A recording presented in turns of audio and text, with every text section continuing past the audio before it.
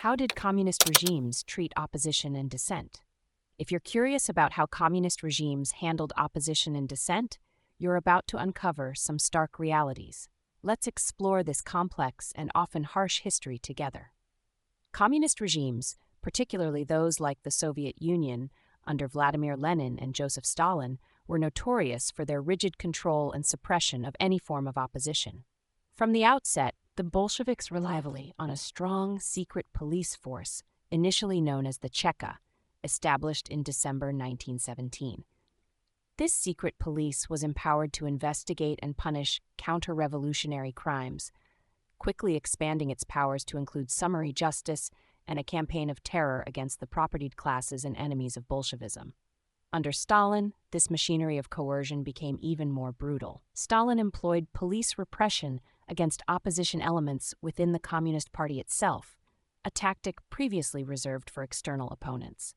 Key figures like Leon Trotsky, Grigory Zinoviev, and Lev Kamenev were among the first victims, expelled from the party in late 1927. This was just the beginning of a broader purge that would engulf the entire country, culminating in the Great Terror of the 1930s. During this period, millions of innocent Soviet citizens were arrested, sent to labor camps, or executed. The Soviet regime also targeted specific groups perceived as threats, such as the intelligentsia, religious groups, and non-Russian nationalities. The Russian Orthodox Church, for example, was severely persecuted, with nearly all its clergy and many believers shot or sent to labor camps. Theological schools were closed and church publications were prohibited, leaving only about 500 churches out of over 50,000 open by 1939. In addition to physical repression, communist regimes used surveillance and information control to maintain their grip on power. They developed sophisticated systems to monitor dissent and assess levels of discontent among the population. This included involuntary surveillance by state security, police, and the Communist Party, which often led to misrepresentation of support for the regime due to fear of reprisals.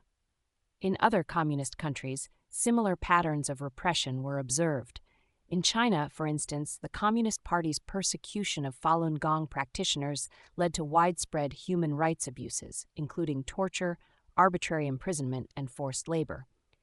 The Chinese government responded to dissent with a combination of repression and propaganda, aiming to suppress any opposition to the regime.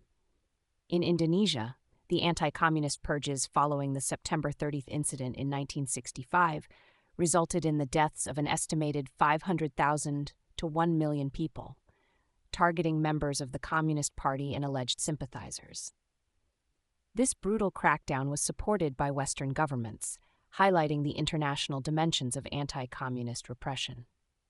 In summary, communist regimes treated opposition and dissent with extreme severity, using a combination of physical repression, surveillance, and propaganda to maintain control. These tactics often resulted in significant human suffering and were a hallmark of the authoritarian nature of these regimes.